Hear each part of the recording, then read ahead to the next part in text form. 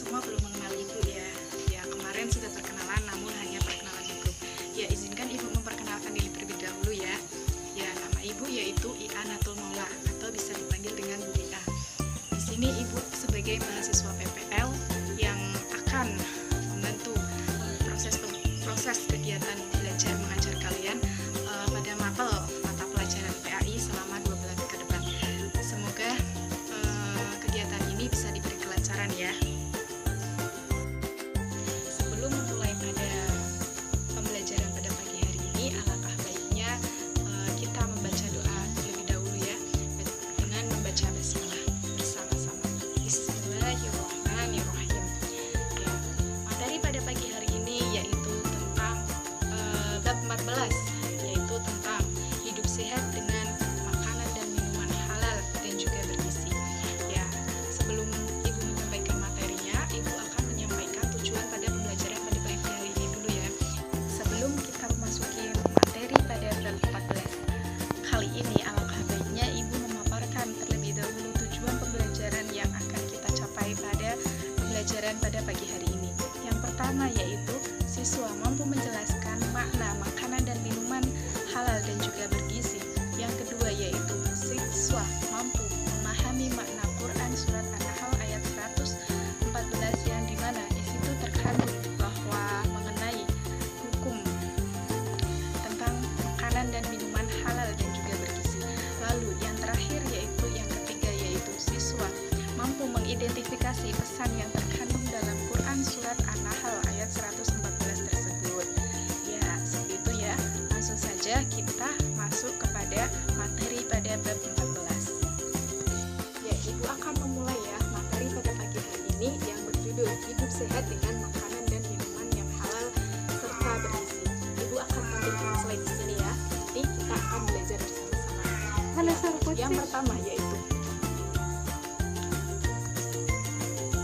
kita lihat dari segi pengertiannya terlebih dahulu ya, dimana makanan dan minuman halal itu tersebut bisa dikatakan halal itu boleh dikonsumsi itu sesuai dengan syariat Islam. Adapun 6 kriteria yang terkait dengan makanan dan minuman halal. Yang pertama yaitu ketentuan syariat Islam, yang kedua yaitu dari segi zatnya, lalu yang ketiga yaitu segi memperolehnya, yang keempat yaitu segi memprosesnya, dan yang kelima yaitu segi penyajian dan penyimpanan, lalu yang terakhir yaitu ada dari segi dampaknya. Lanjut ya, Islam sendiri itu melarang umatnya untuk mengkonsumsi makanan dan minuman yang haram. Jadi kita harus waspada dengan godaan setan, sebab makanan dan minuman haram dapat membuat tubuh, jiwa, akal menjadi rusak. Jadi hal itu membuat kita malas beribadah dan inginnya berbuat maksiat. Lalu mengapa demikian? Ya, kita lanjut ya.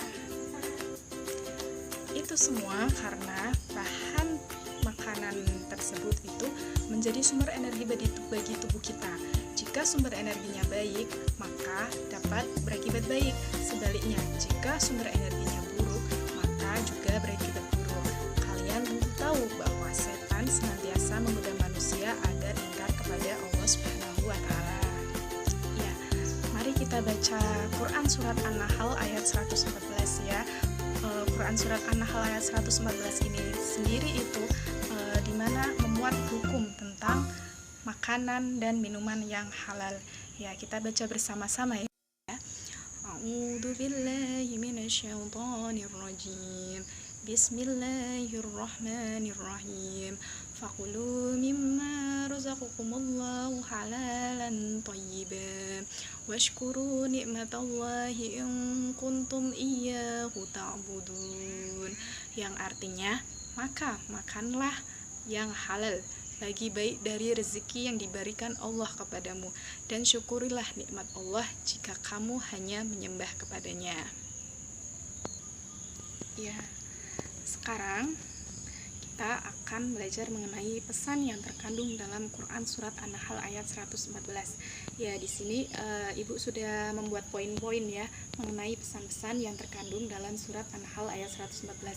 Yang pertama yaitu perintah untuk memakan makanan yang halal serta baik. Ya, di situ sudah dijelaskan bahwa makanlah dan minumlah makanan yang halal. Lalu yang kedua yaitu dengan mensyukuri nikmat Allah. Yang ketiga yaitu makanan halal membawa nikmat yang besar bagi tubuh. Lalu yang keempat yaitu makanan dan minuman yang halal membawa ketenangan hidup. Kita lanjut pada pesan yang terkandung dalam Quran Surat An-Nahl. Yang kelima yaitu menjaga kesehatan jasmani dan rohani dalam diri kita. Ya, yang keenam yaitu kita senantiasa mendapat perlindungan dari Allah Subhanahu wa Ta'ala. Lah, yang ketujuh tentunya dengan mengkonsumsi makanan dan minuman halal, aktivitas yang kita lakukan tersebut mendapat perlindungan dan juga mendapat berkah dari Allah Subhanahu wa Ta'ala. Gimana anak-anak, sudah paham mengenai pesan yang terkandung dalam Quran Surat An-Nahl? Ya, semoga kalian dapat memahami apa yang Ibu sampaikan ya dalam pesan yang terkandung dalam Quran Surat An-Nahl. Ya, setelah itu kita lanjutkan pada contoh cara membiasakan diri dalam kehidupan sehari-hari kita memakan makanan dan minuman halal dan juga bergizi. Nah, bagaimana cara kita membiasakan diri dalam mengonsumsi makanan dan minuman halal dan juga bergizi? Nanti Ibu akan paparkan minggu depan ya. Bagaimana pembelajaran pada pagi hari ini? Apakah kalian semuanya sudah dapat memahami apa yang Ibu sampaikan? Ya, di sini Ibu akan menyampaikan sedikit kesimpulan ya mengenai materi yang tadi sudah Ibu sampaikan. Ya, di mana tadi Ibu sudah paparkan mengenai pengertian mengenai makanan dan minuman halal itu dapat dikonsumsi apabila sesuai dengan kriteria syariat Islam. Lah, tadi Ibu sudah menyampaikan ada berapa kriteria? Ada 6 kriteria yang bisa dikatakan bahwa makanan atau minuman tersebut halal untuk dikonsumsi.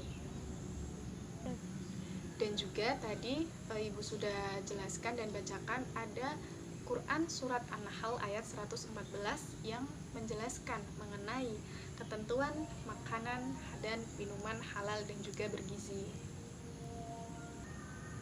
Nah, setelah tadi Ibu sudah bacakan mengenai suratnya tersebut, Ibu juga sudah menjelaskan mengenai pesan-pesan yang terkandung dalam Quran Surat An-Nahl ayat 114 tersebut. Dan di situ sudah terdapat ada 7 pesan yang terkandung dalam Quran Surat An-Nahl ya. Semoga pembelajaran pada pagi hari ini dapat bermanfaat untuk semuanya. Ibu mohon maaf apabila terdapat kesalahan ataupun kekurangan dalam menyampaikan materi. Sebelum kita menutup kegiatan pembelajaran pada pagi hari ini, kita membaca hamdalah bersama-sama ya. Alhamdulillahirabbil alamin. Assalamualaikum warahmatullahi wabarakatuh.